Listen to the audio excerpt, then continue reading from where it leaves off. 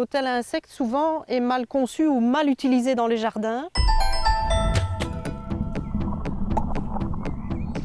Bonjour, je m'appelle Bénédicte Charlier, je travaille pour le réseau nature de Natagora et aujourd'hui je vous emmène dans un jardin pour découvrir les hôtels à insectes.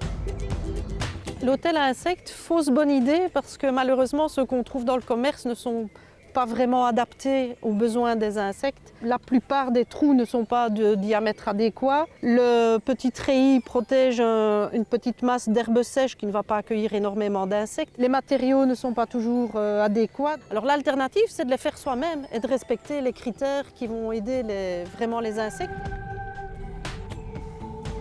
Donc si vous voulez construire quand même votre propre petit hôtel à insectes, vous pouvez aussi récupérer une boîte de conserve et quand vous allez tailler une partie de votre roncier, vous récupérez quelques tiges creuses que vous laissez sécher, que vous coupez à la bonne hauteur, vous insérez dans votre boîte de conserve qui va protéger le plus longtemps possible ces tiges et vous installez ce petit hôtel à insectes dans le jardin. Alors l'hôtel à insectes, vous offrez le gîte, mais c'est bien d'offrir aussi le couvert et donc il doit être près d'une zone où il y a beaucoup de fleurissement. Autre point important, c'est que cet hôtel à insectes doit être bien mis au niveau de l'ensoleillement. Dans un endroit ombragé et humide, ce n'est pas du tout top pour les abeilles. Il faut plutôt choisir un endroit où il sera à l'abri de la pluie et en plein soleil. Ça attire les abeilles sauvages, mais malheureusement qu'une ou deux espèces. Sur nos quelques 300 espèces d'abeilles sauvages, la majorité, 80%, vont en fait chercher à faire leur nid dans le sol. Donc l'hôtel à insectes, ça aide une toute petite portion de nos abeilles sauvages. On peut y retrouver aussi quelques araignées qui vont venir se mettre à l'abri, les coccinelles qui vont venir hiverner donc pendant la mauvaise saison, des guêpes solitaires aussi parfois qui cherchent des cavités plutôt en fin de saison et qui vont venir pondre à l'intérieur. Pour accueillir les insectes et les pollinisateurs de façon générale, il faut un jardin un peu sauvage, spontané, avec beaucoup de floraison adaptée, majoritairement des espèces indigènes au niveau des fleurs, des herbes hautes qu'on va tondre un peu moins souvent, des zones un peu laissées à l'abandon, un peu plus sauvages. Ne vous débarrassez pas des arbres morts dans votre jardin, un arbre mort c'est la vie. Vous allez voir beaucoup d'insectes venir se développer dans l'arbre. Vous allez voir aussi les oiseaux qui viennent bien sûr se nourrir des insectes.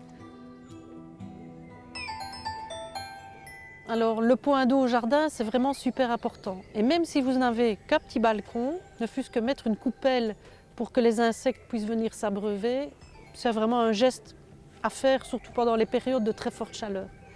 La mare, ça peut être même tout petit. Vous voyez ici, l'espace n'est pas très grand. On a creusé un trou, on a mis une bâche, on a installé des plantes pour les différents niveaux et surtout des plantes oxygénantes. Et la vie est venue de façon très spontanée. On y voit voler des libellules, on a pu observer tantôt un petit triton qui nageait.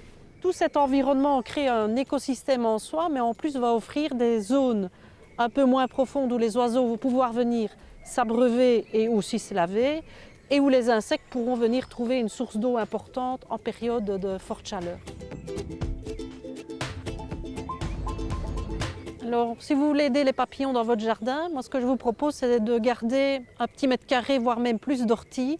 Vous allez comme ça accueillir plus d'une dizaine d'espèces de chenilles de papillons qui se nourrissent des feuilles d'ortie et ça va avoir un effet très bénéfique pour ces espèces qui malheureusement deviennent de plus en plus rares. Le Réseau Nature, c'est un projet qui vise à donner des outils aux particuliers pour qu'ils rentrent en action pour protéger la biodiversité et ça partout.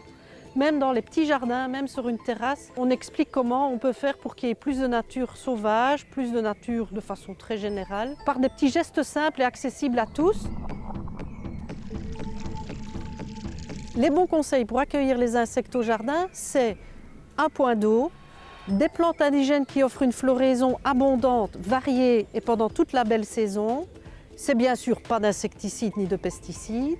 Et c'est une gestion un peu légère dans certaines zones pour laisser plus de spontanéité. Vous voulez des conseils sur la mare ou bien comment accueillir les insectes pollinisateurs au jardin? Rendez-vous sur le site du Réseau Nature. Et vous pourrez aussi y signer la charte et rejoindre tous ces jardins qui accueillent plus de biodiversité.